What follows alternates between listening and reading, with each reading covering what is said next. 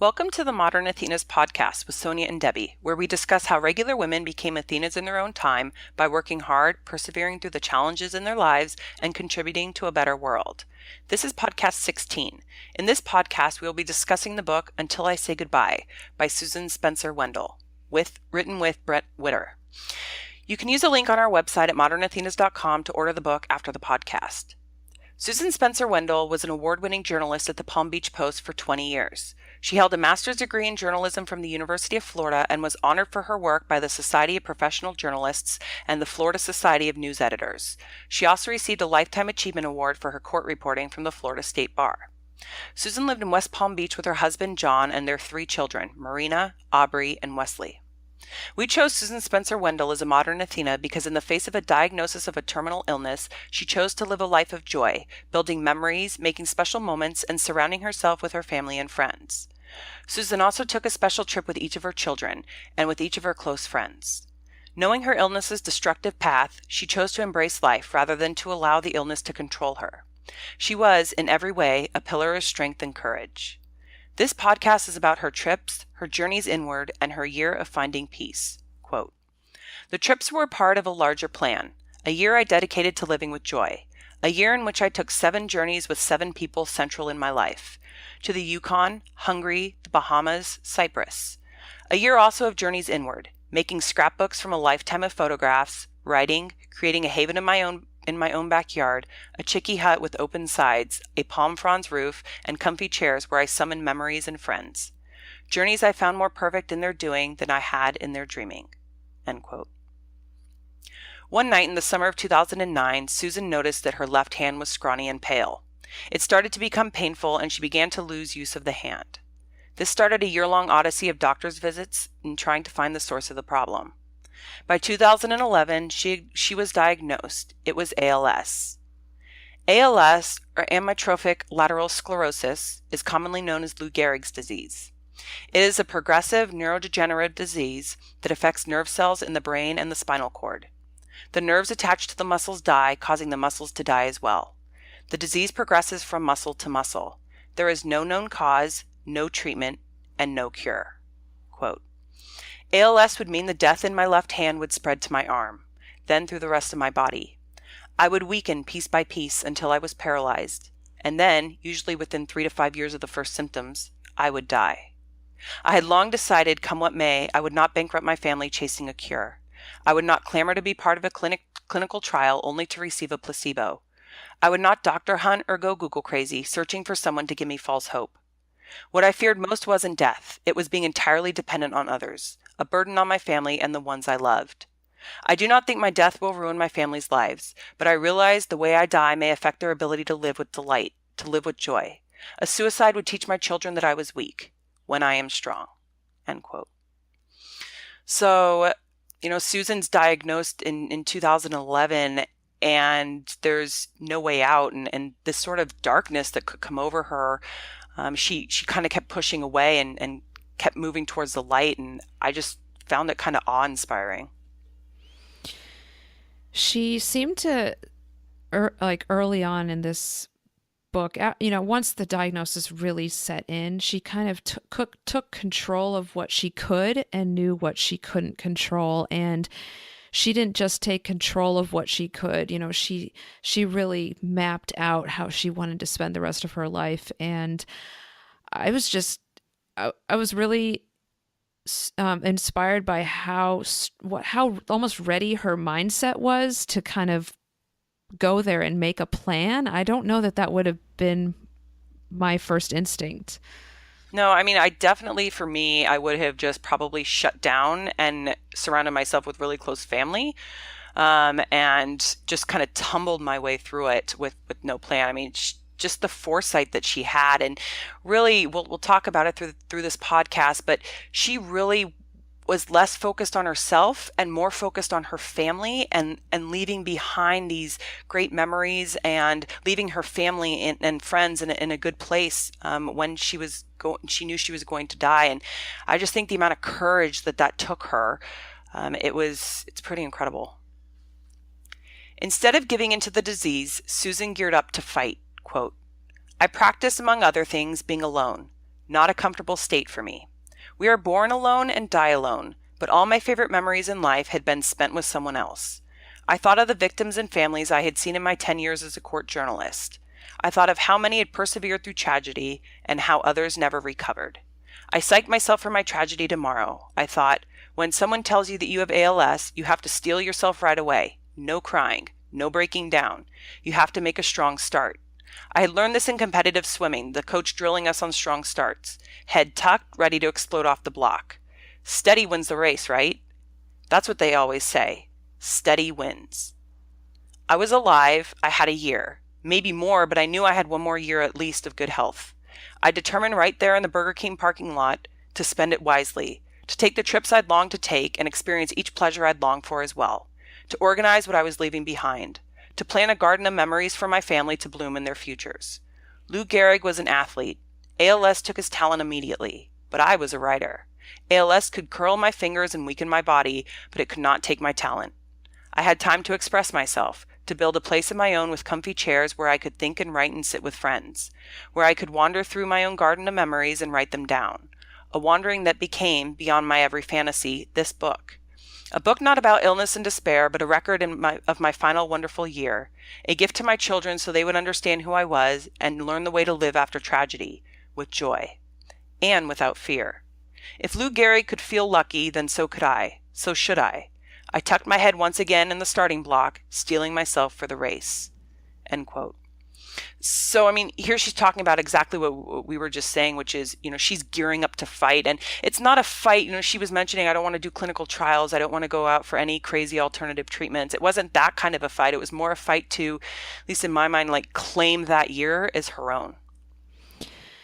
Yeah, in a way, it's almost as if these prior life experiences of being a journalist and a career woman and a competitive swimmer, and this idea that she talks about having a strong start, it in a way that all seems like it's kind of leading to prepare her to have this really terrible but challenging experience. And she's at a crossroads. She can either decide to kind of slide downhill into the end, but I felt like this book's trajectory was just up, up, up. She really wanted to lift up her family and give them the greatest memory that they could have of her. Yeah, and I mean, I just go back to like her strength and courage in doing that. And, I was thinking, if I were in that position, what would I do? And I don't know that I would have that kind of strength to uplift my whole family at the same time when I'm trying to uplift myself, because, I mean, she really, she had to persevere through the year, right? I mean, as we'll talk about, she was getting weaker as the year went on, and yet she continued just kind of chugging and sort of really focused on this path of creating these joyous moments, more for her family and friends than for herself, though, she did enjoy them as well. Well, and she kind of almost gives us a model then in that sense. I hadn't necessarily, considered what it would be like to have a terminal illness, but also considered what I would do in that instance. And she showcases this, like you said, incredible strength and courage and determination, and not without its moments of weakness and despair and sadness, but it's an ever increasing like path upwards. And she doesn't want to bring her family down. She wants to leave them uplifted. Yeah, and I've had a lot of loss in my life, and a lot of family members pass, and sometimes my family talks about if we were dying, or if, not in a morbid way, but you kind of reflect, and it's what would I want to be remembered for, and what would I want to do if I were told that I had a terminal illness, and my time is limited. And everybody's opinion always comes back to, I want to surround myself with family, and I want to go travel to these like bucket list places I never got to go. And so reading Susan's sort of tale of her year was really sort of matched up with that. It was, she surrounded herself with family and she went on these adventures. Quote, "If you were dying, what would you do? What would you see? Who would you spend your last year with? I knew I wanted to travel. Travel had always been magic to me, the essence of life. So many happy times were defined by where I'd been. Since my children were born, I had put off special trips, always thinking, I'm too busy now. But when the children are older, when the job slows down, now the excuses were gone. There would be no more waiting. The world was open to me. I could go anywhere. Anywhere." End quote. And I was just thinking as I was reading this, what are all of those things that I put off doing, all those little moments of joy that I could have? Because I'm like, I'll get to it later because I'm too busy with work, with stressing out over something, else, and just not focusing on creating that joy in my own life. We've definitely talked about kind of being caught up in the grind. I'm definitely feeling that at work right now and trying very hard to hold the line so that it doesn't, creep into home. And it's hard right now to kind of strike any balance easily. But, thinking about if I had a year left, man, I honestly have never thought about that in that context before. But there's so much, beauty in the world. And I think being out in nature and seeing different cultures is something I've enjoyed. And that would be neat to, to add to those experiences that I had, probably out of college and being able to be on the road. There's so much to see. But at the same time, my mind kind of came back to those most comforting memories are, like you said, around family and friends and the people who know you and know what you've been through. And now of course I have Ethan in my life who's 3.5, and just wanting to be able to see him and him happy and surrounded with that same experience. Yeah, and I'd originally, as I was thinking about what would I do with the year left, I'm like, well, I want to travel to all these places, and then I got to thinking, would I really want to travel to all these places? I mean, in reality, what I would want to do is probably travel to places that I've gone to before, the places that I've really enjoyed, and go there with my family, and then spend probably, the rest of my time with my family. And it's I was reading about Susan, and we're going to talk about some of the trips she took. She went on them to go see great stuff, but really, I think it was time for her to spend with each individual friend or family that member that she was, close to, and it gave them that time of connection. Susan lived in South Florida for most of her life, a mere 3-hour drive from the Cape Canaveral launch site, yet she had never seen a launch up close. This would be the first trip on her year-long journey. Quote, "Go," a voice inside my head told me. "Don't feel sorry for yourself. Don't dwell on the muscle mass in your lower left arm. Fulfill a personal dream, by Jove, and see the space shuttle Atlantis lift off." I read that a NASA executive hung a Dr. Seuss quote in his office to keep things in perspective. "Don't cry before it's over. Smile because it happened." I will always remember that line. End quote. Susan took her son Wesley to the final space shuttle launch on July 8, 2011. They climbed atop their minivan and stood on its roof to watch the shuttle take off. People told her that she would dent the roof, but she didn't care. They were watching history. I was thinking, what an amazing moment that must have been. No, I mean, not just the space shuttle launch, right? But she's there sharing this moment, with her son, and just watching something extraordinary happen in front of her eyes. Well, I thought it was so magical in a way that she created these very specific experiences for each of her children that she knew were going to be kind of the most memorable and meaningful. And it's hard to kind of compete with that, in an everyday setting where there's maybe not that pressure to do that on a grand scale. But actually, as it turns out today, I was mentioning I'm feeling the grind, as I'm sure we all are at work, and just trying to find time to feel calm when I'm home and not bringing work home. And this morning I was getting Ethan out the door to get ready to take him to daycare. And he said, "I want to go to the regular playground," which is the one that's kind of in this park near our house. And I said, "Oh, well, I don't know. We have to go to school." And then we're driving again. He said it again. I said, "Okay." So we went to the playground. I said, "We've only got 10 minutes, but we went and we're the only two people there." But it was just, I don't know. I just had to seize the moment, and it was worth it. It was, nothing. It wasn't a space shuttle launch, but it was definitely it was definitely necessary. And so I think I've been trying to find those little miniature moments recently. Yeah, so I have this one miniature moment that's probably my favorite miniature moment of all time. So, when I was an attorney, I was working crazy hours. And when I say crazy hours, I mean 18, 20-hour days were routine. It was nuts. When I wasn't at work, I was on my phone. I was on email. I never got like separated from a screen. It was crazy. But I took this, we had this kind of lull and an unexpected cancellation of a hearing. And so I planned this sort of morning picnic with my mom, and I took all the little supplies for the picnic, and I took her out to Bodega Bay in California. It's on the coast. You kind of cut over on 101 North at Petaluma. So if anybody knows anything about California, Petaluma is north of San Francisco. So Bodega Bay is up on sort of that north coast. It's beautiful. It's right along Highway 1, and you can see like the cliffs drop and the water. And we I went with mom. We pulled the car sort of backwards into the parking spot and just sat like on the trunk, and had this beautiful picnic and watched the ocean. And in that moment, it was this weird feeling of you were just soaking in this small little miracle. And I can only imagine that for Susan, like standing there on the top of that minivan in that moment, it was the same sort of feeling, like you just wanted to soak that in. And like you were saying this morning at the park with Ethan, right? The same thing. It's like, it's just, you don't want that one moment to end, because it's just perfect. It's like all the stars aligned to just have that. Susan had been best friends with Nancy since childhood. They had been born 2 weeks apart and raised 3 miles apart. They met when they were in middle school and went on to college and graduate school together. Quote, "Today, 34 years, 5 kids, and umpteen personal crises later, Nancy and I are still those silly seventh graders, chuckling about body and bodily functions, cracking jokes." End quote. Susan and Nancy had also traveled together in their younger days. This time around, Susan and Nancy wanted to go somewhere special.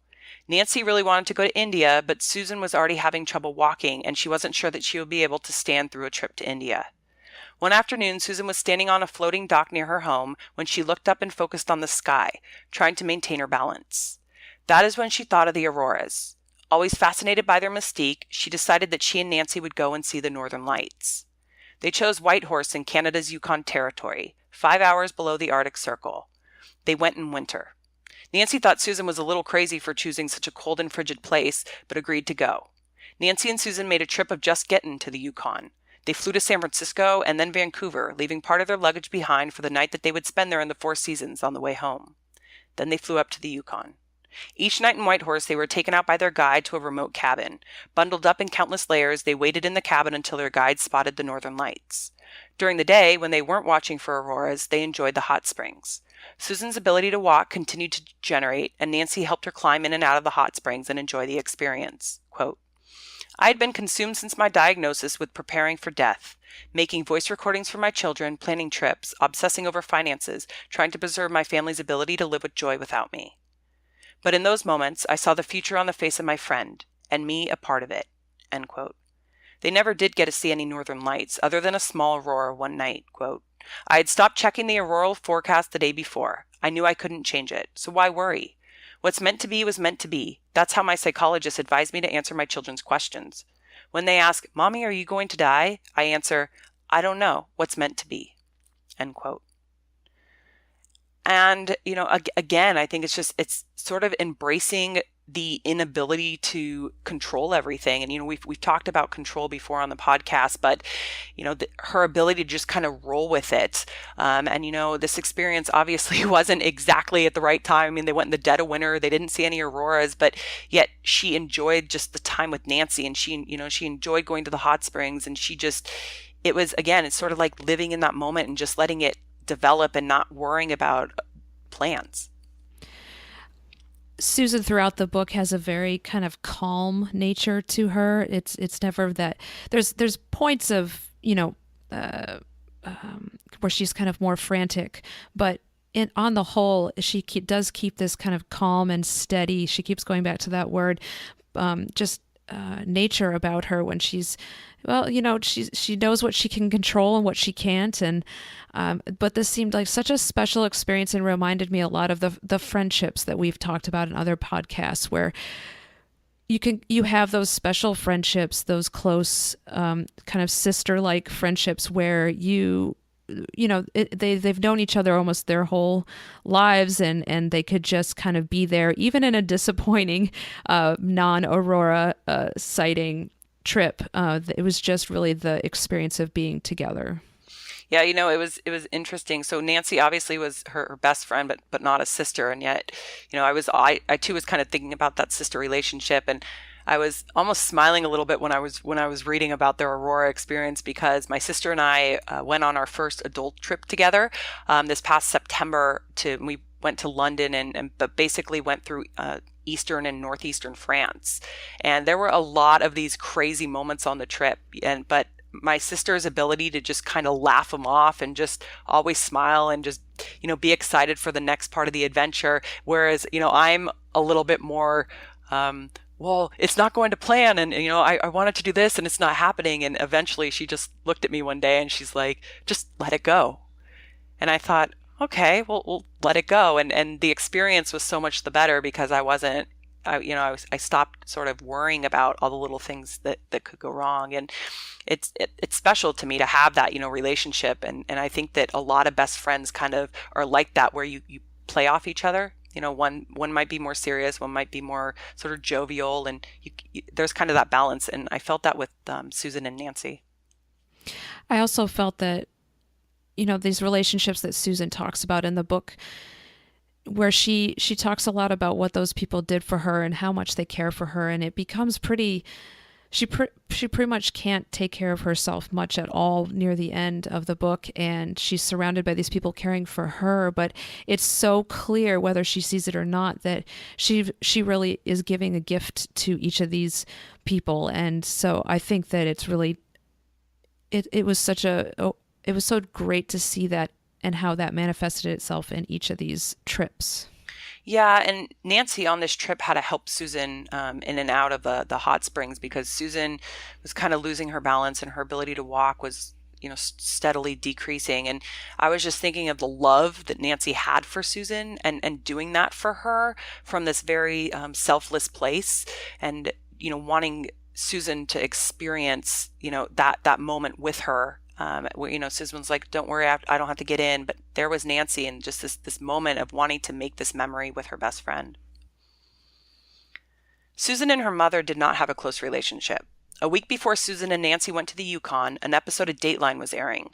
Susan had done an interview about a trial she had covered extensively. Her mother threw a viewing party. At the party, Susan noticed her mother's eyes were starting to look yellow. 2 days later, her mother was admitted to the hospital with jaundice and possibly cancer. For the next 4 months, it was hit or miss whether her mother would survive. Eventually, she was released from the hospital and began a long recovery. Quote, "It was a time also of reflection, for being at the bedside of an extremely ill loved one when you are extremely ill stirs thoughts. I saw myself on that bed with the tubes, the ventilator to breathe for me, the distraught loved ones. When we had to make hard decisions, Dad had no idea what Mom wanted. She had certainly never discussed anything with Stephanie or me. I decided not to drag my family through that, to plot everything out with specifics, medical orders, hospice, living will. I don't want a feeding tube, I told John after seeing and smelling Mom's. I don't want to be kept alive when the doctors say the humane thing to do is to let me go." End quote.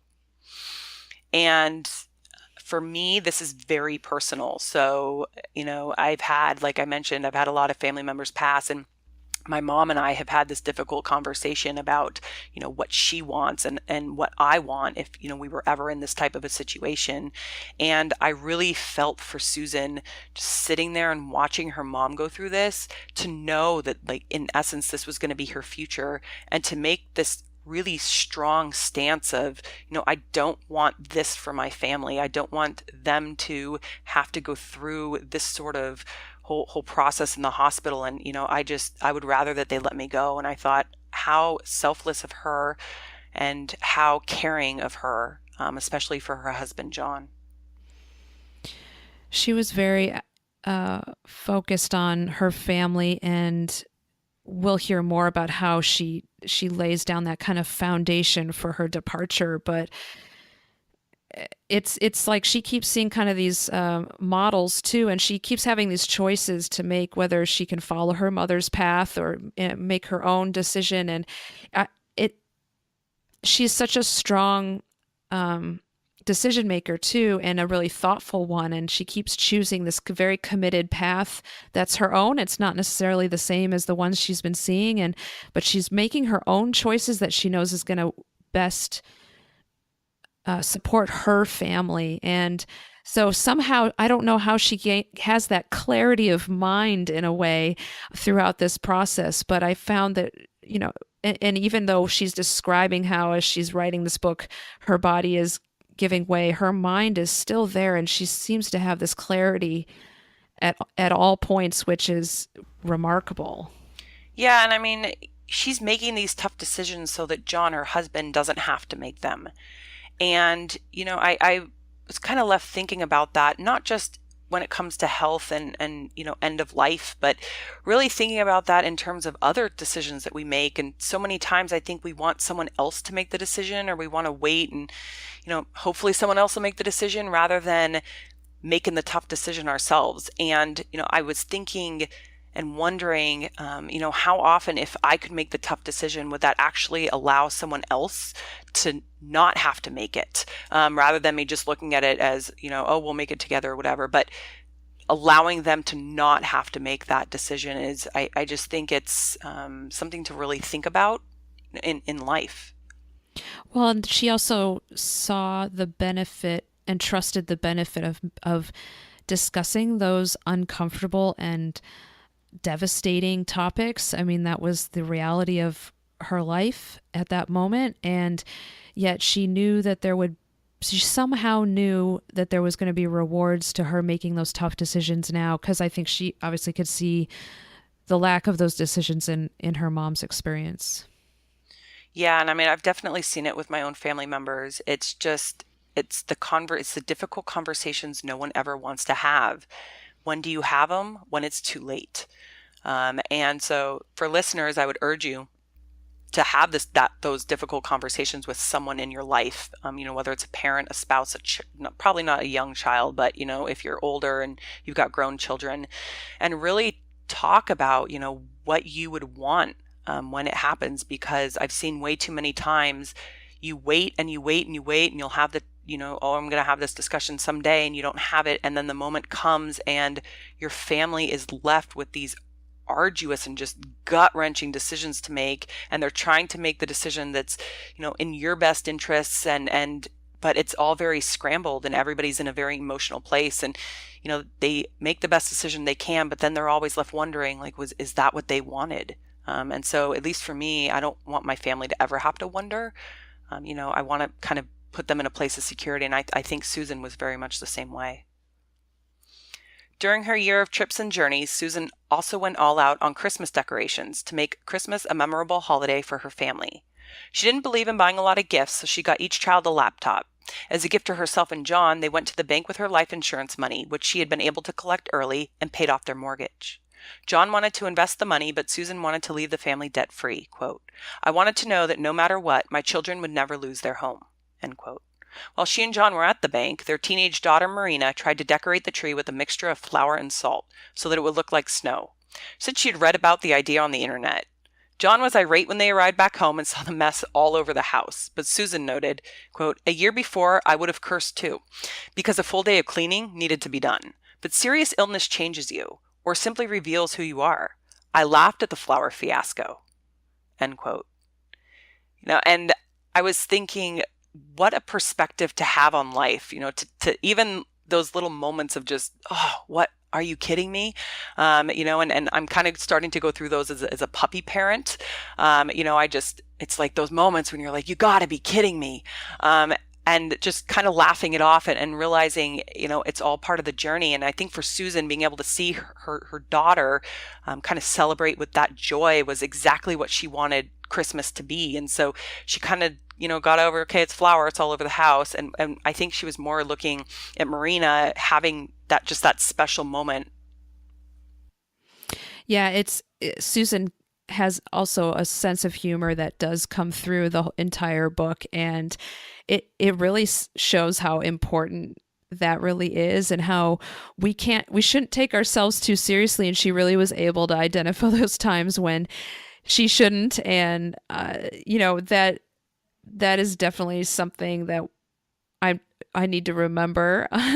And with especially Ethan and being 3.5, he's constantly testing boundaries, and so often, I want to try to, reinstate those boundaries, and then sometimes he does something that is so hilarious, but you're trying not to laugh. Jordan and I, we just look at each other because he is throwing a tantrum or something, but it's actually hilarious, and sometimes we just break down laughing because it's not worth getting angry over anymore. But I think that that was a really important element to Joy. I think was her ability to have a sense of humor. Yeah, and I think for so many people, holidays are very, very stressful events. I mean, maybe you're getting together the whole extended family, and there's crazy aunt and the black sheep, and everybody else is just trying to hide from each other. And I mean, or it's like then the stuff gets burned, and then there's like weird food on the table, or like grandma's making some like really strange family dish. So in my family in particular, Christmas Eve, we're Polish, so there was always like all this like when we were growing up, all this like what we thought was like strange food, all over the table at Christmas Eve. And it's like, all the kids wanted were like buttered noodles. But there was like this herring and like all this other very traditional Polish dishes. And, grandma's very proud, to have those at Christmas Eve. And meanwhile, the grandkids are like, you got to be kidding me. We have to eat this. But I think it's just, it's releasing the stress of all those kind of holidays, and getting everybody together and remembering really why you're getting together, rather than focusing so much on, catching up on all the family drama, or, whatever kind of crazy accidents are going to happen. Well, I also got the sense that Susan was very in tune with each of the members of her family and friends that she was kind of wanting to spend her days with. And therefore, she really maximized in the most meaningful way those experiences and didn't waste any of that time. And I thought that was a very important lesson that, none of us knows when that day might come, and to try to ensure that we are making valuable decisions on our time and who we spend our time with and how we spend it. Early on in the year, Susan sat for months under a canvas awning on the family cement pool deck in a folding director's chair, staring out at the yard, watching the mangoes grow, and admiring the palms. A friend and former neighbor, Bart, was a botanist, nursery owner, and landscaper. He had previously landscaped the family's front yard for free because he just wanted to do something. When he heard about Susan's diagnosis, he offered to landscape the backyard as well. Bart and Susan picked out mature trees, and Bart planted them around the edges of the pool in the yard. Susan sat underneath the awning each day and joined them until the sun began to radiate too much heat off the cement and she was driven inside. She dreamed of having a real covered porch, a pergola, that would be shady and cool enough for her to sit outside even in the hottest South Florida weather. This led to the building of a Chickee Hut. A Chickee Hut is an open-air hut without sides and with a high palm frond roof. Native Americans in Florida had long built the huts for housing. The high roof of the hut was waterproof and it didn't absorb heat, so it created a cool, shaded spot below. The building of Susan's Chickee Hut soon got underway, and the hut began to take on a life of its own. 14 by 16 feet, the hut turned into a mirage, with a large fan, teak furniture, electric fans, lights, a TV, and even music. When it was completed, they had a Mango Madness party and invited all their friends and family over. Before the party, the guests came over to the house to pick up mangoes that they then used to create a dish. At the party, Susan was already too weak to eat and talk at the same time. Instead, she just sat in the teak chair and joined the party going on around her. Later that night, too tired to sit any longer, she crept out of the party with the help of John. As she laid in bed, she drifted off to sleep, listening to the joyful sounds of the ongoing party in the backyard. In the following weeks and months, Susan spent most of her days in the Chickee Hut. John, her children, and the dog would all come out to the hut each day to spend time with her. While spending time in the hut, Susan wrote this book on her iPhone, typing in one letter at a time. The Chickee Hut had become a calm and peaceful refuge, a paradise, for her in the midst of the chaos that life had brought to her and to her family. And I was thinking, first of all, how wonderful it was for her to have this sort of special place. Then I thought, do I have a special place like that? Just this sort of like refuge, right? And I think probably everybody has that, whether it's somewhere, around where they live, or, this place that they travel to, this sort of getaway. But you could hear her voice in the book being so relaxed and so calm and peaceful and able to really gather her thoughts, while she was in this sort of little space that she, really made her own. Well, and she had a choice to kind of either shut herself in the house, and as probably a lot of people who are ill, and maybe they have a, de- a depression that sets in, and she did too.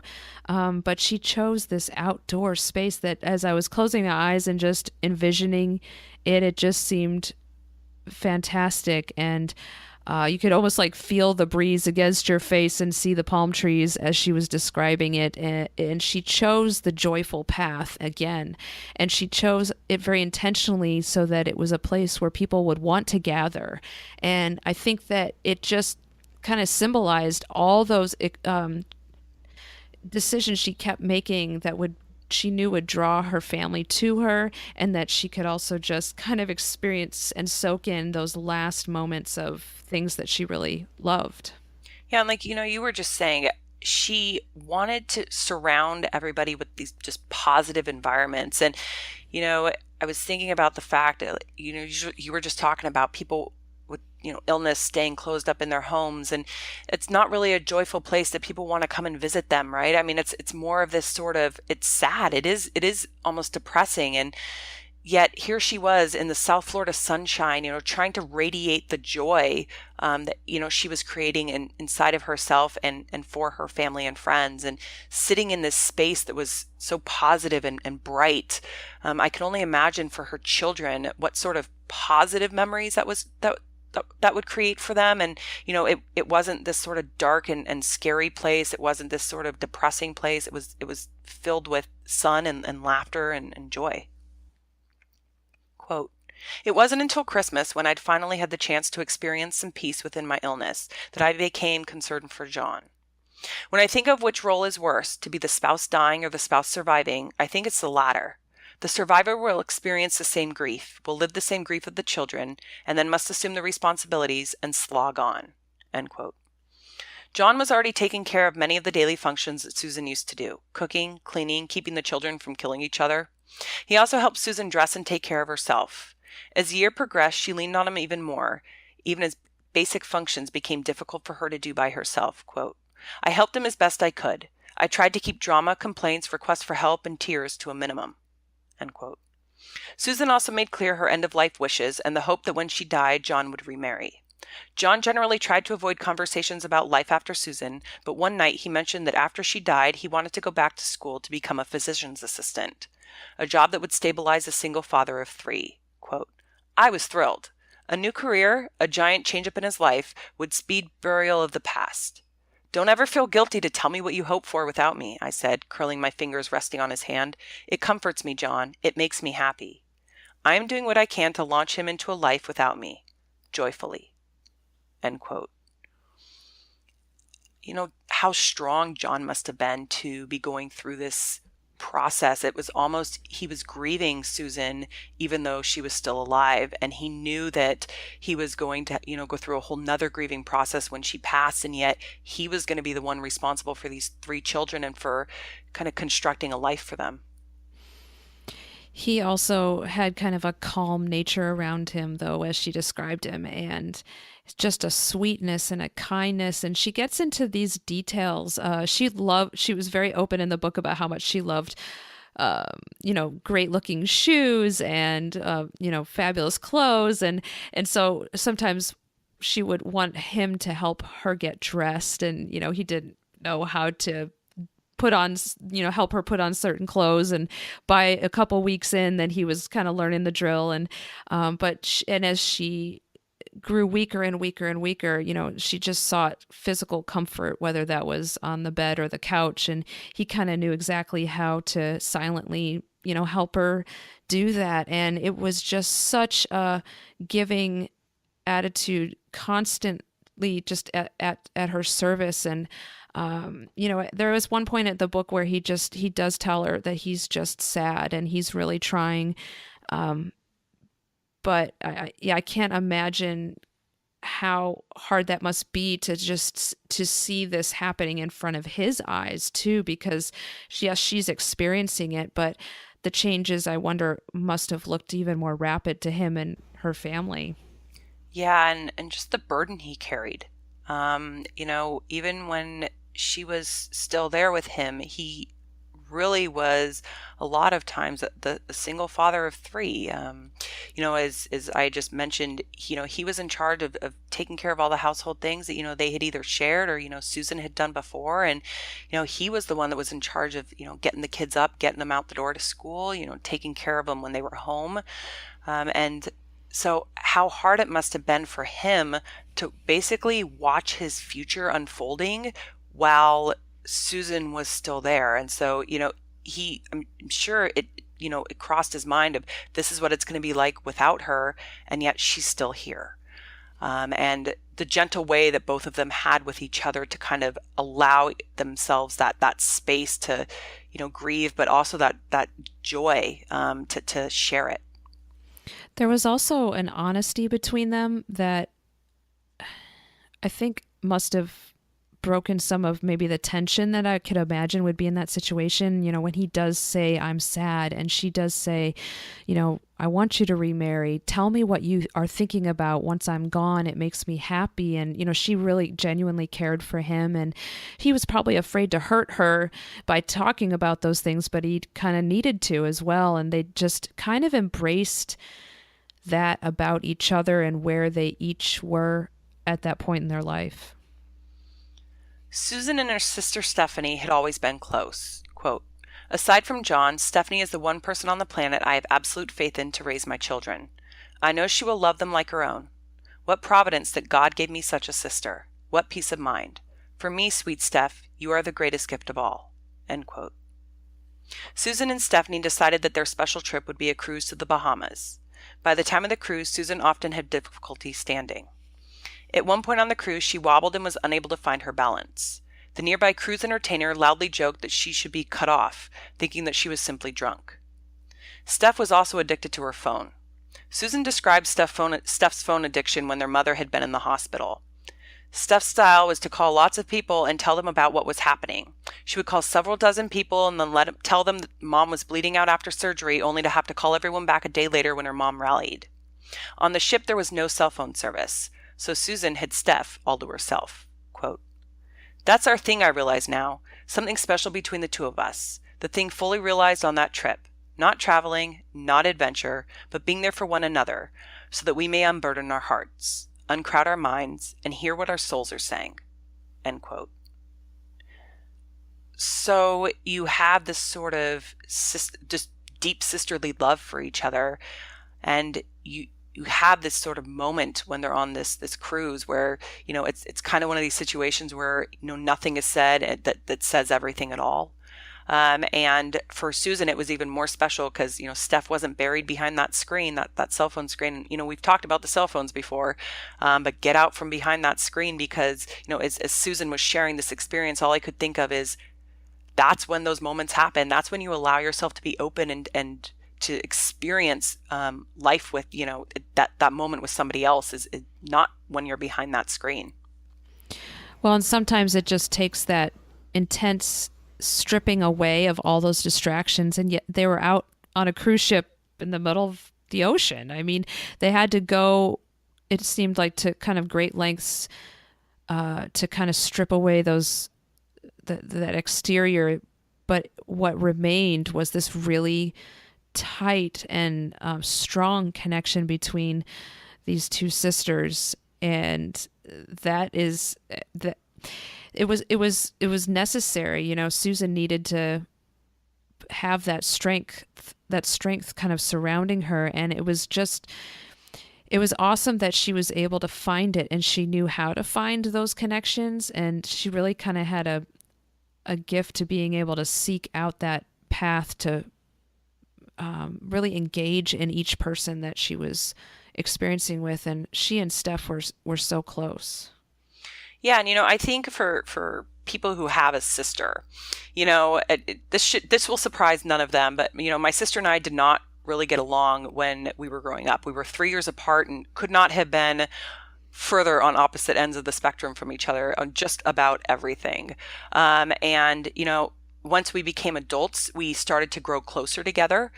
And distance has separated us, but there's always this like very tight bond. And, when something happens or, when there's that moment and immediately we're just back with each other and we share the moment together, good or bad. And it's that kind, I felt that with Susan and Stephanie as well. It's like they had this bond, this just connection, and being able to just be with each other physically for them was just so special. And there was no one else around, and the kids weren't around, and spouses weren't around, and work wasn't around, and like you were saying, they were out on the open ocean, and they could share this almost quiet time or quiet moment alone together. Yeah, I have two brothers, one 7 years older, Jason, and one 3 years younger, Jonas. And Jonas and I shared a bedroom our entire childhood lives. Oh boy. Bunk beds. And I'm the older sister who often would tell him everything to do. I mean, I would make him play school. I was very much in charge, and he let me know it, and that would just spur me on to be even more, just upset. But the reality is, I think with siblings, if you can have, we now are very close, and even though we don't obviously live in the same city, I think what makes it close is that when I pick up the phone and I call Jonas, I don't have to start from scratch. Like I don't have to start from square one with him. And I think when you've known someone your entire life, you can kind of just pick up where you left off, and there's not that pressure to kind of put all that context around what you might be going through and why it's meaningful to you, or why it's tragic, or why it's heartbreaking. And I think that that's a comfort, actually. Yeah, as you were just talking, I was thinking my sister and I, we still fight like cats and dogs often. I mean, we will just go at each other. And the thing about siblings is you know exactly which buttons to push to get the one all riled up because you've been pushing them your entire life, right? I mean, you know every little spot to hit, right? So we are excellent at button pushing for each other. And my poor mom is like standing on the sidelines like watching this like tennis match back and forth, and now that we're grown adults, she's like, I don't know what to do with this.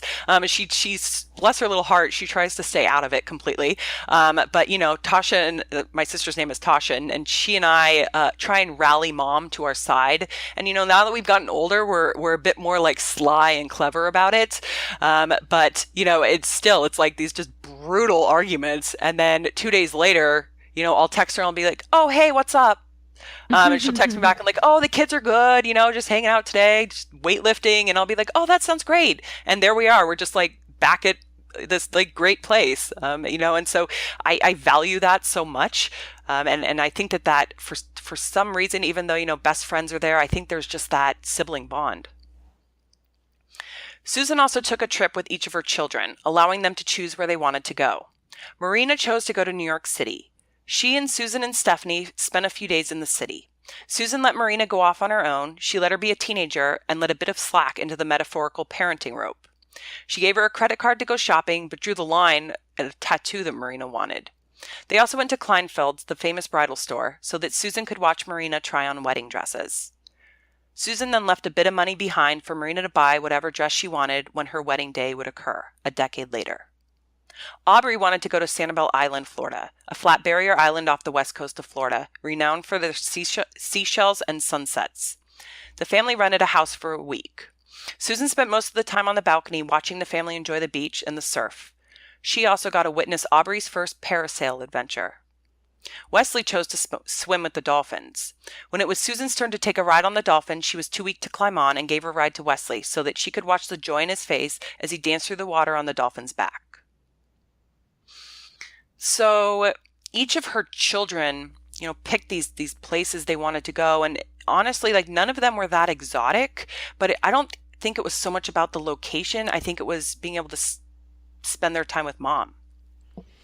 I was also thinking, we're on like trip number 6 or 7 right now of her book. And there's also probably a financial decision through all of this, as to, should we spend this money to go on these trips? And that was never even discussed. It was like it wasn't even a second thought about where the value was going to come from. And I really liked the part of the book when Susan and her daughter Marina are in New York at a Broadway show, and it's a really special moment where the storyline in the show that they're seeing, it actually very much mirrors kind of where they're at, kind of this saying a point of saying goodbye.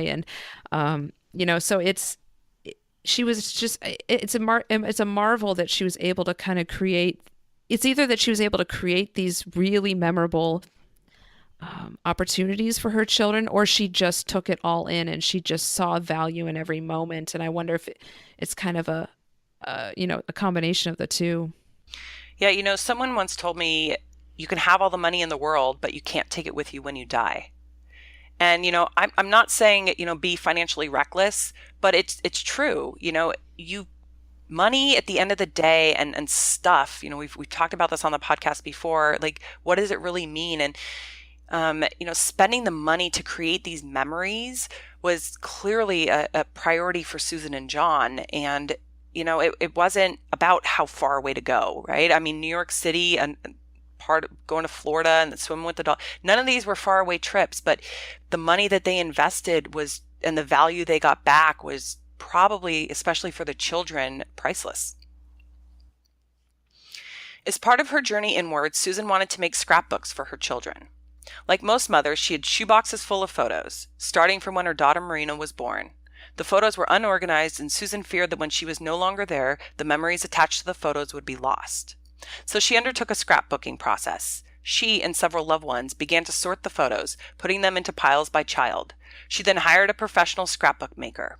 She met with the scrapbook maker, explaining that she wanted the scrapbooks to be simple, with captions under each photo that described the memory.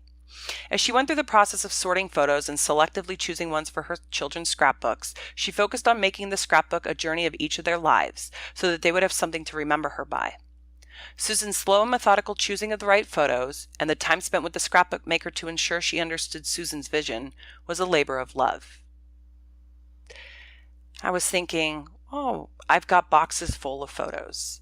And, we have very old photos of family generations ago. And luckily, my grandma was just so methodical and probably a lot like Susan, knew the story behind every photo, and she'd write the names on the back. But, as family members pass on, you lose those stories. And so I could really relate to Susan, wanting to make sure that those stories and those moments for her children were kept alive, through the photos and the scrapbook.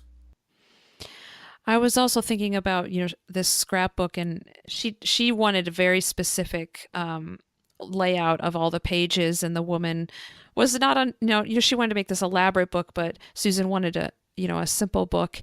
But the image I had about this scrapbook is that it's a single actual tangible book that is really for private use. So there's only one of them, and I think she made one for each of her children that they would be able to hold on to, and maybe retreat to a quiet place when she was gone, especially, and remember these memories kind of in their own way, as opposed to the way we're used to sharing those memories now is in a very public way, whether it's on Facebook or, it's out for everybody to see. These scrapbooks are actually a much different purpose. And I think that she really took such great care. And they said it took like hours and hours and hours to go through these photos, and she wasn't really even able to handle the photos at this point.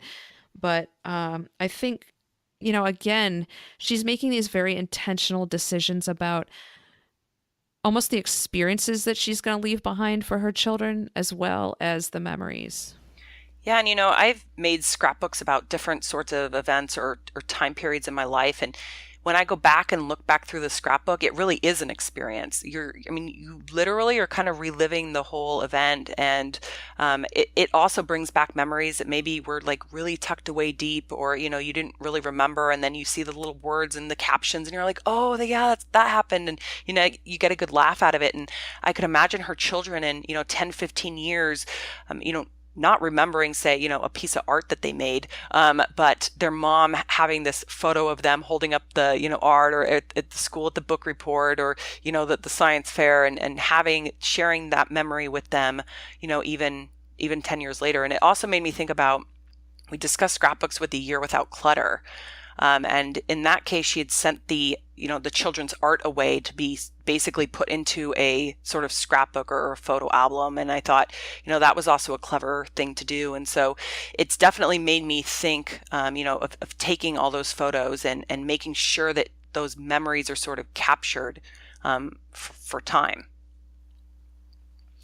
Susan chose to write this book as a present to her children. When she passed on, and when they were older, it would give them a different kind of scrapbook, a treasure trove of memories, all in their mother's words. As the year progressed, Susan had more and more difficulty typing. She started typing on a computer, but by the time the year was through, she was pecking on an iPhone, typing into notes, one letter at a time. Susan finished this book in 2013, and she passed away on June 4th, 2014. The book closes with a quote from Dr. Seuss. "Don't cry because it's over, smile because it happened." And at the end of the book, I was just thinking how content Susan probably felt after this year of joy that she had made for everybody, and these memories that she had created. I never got the sense that her story ended when the book ended. It was in a way a very open-ended conclusion, and her story lives on in the book and in her children and the memories she created for her children. And it's amazing to think about the process of her writing this book and how her body is kind of deteriorating, but her mind and her heart are so strong. And that's why, I guess I didn't realize how absolutely devastating ALS really is, but she's written this book and given this story to her children, but also to us. It like I said, it's kind of this guidebook of how you can make choices to bring value into your life and not let those moments kind of pass you by. And it's a gift, and it's an incredible contribution to everyone. Yeah, and I think this whole book is a tribute to the concept of not allowing grief or that darkness to overwhelm you and to really control you, and instead to always look and to find the light. And to always be able to, know that there is a road ahead, and whether it's the road that you chose or sort of life circumstances, that there's always a sunshine or, a place of light, and to travel in that direction, and to focus on that, and to take those people with you in your life that are important to you along with you into that light and down that journey. And I think that she really did that through the book and did that through this year of joy. And on that note, that's all we have for today. Thank you for listening and downloading and sharing Susan's experience with us. You can also interact with us and follow us on Facebook, Twitter, and Instagram, where we announce episodes and share additional information about each podcast. If you have questions or comments about today's podcast, please submit them to us via our website at modernathenas.com, on our Facebook page under Modern Athenas, on our Twitter account at Modern Athenas, or on our Instagram at the Modern Athenas Podcast. We'd also appreciate if you could support our podcast by leaving us a review on iTunes or Stitcher and subscribing to the podcast. In our next podcast, we will have our second guest, Christy Orser, with us. As we leave you today, we want to remind you to never forget that each of you, like Susan, has the power and capacity to be a change maker in your world. Work hard, dream big, and reach for the stars.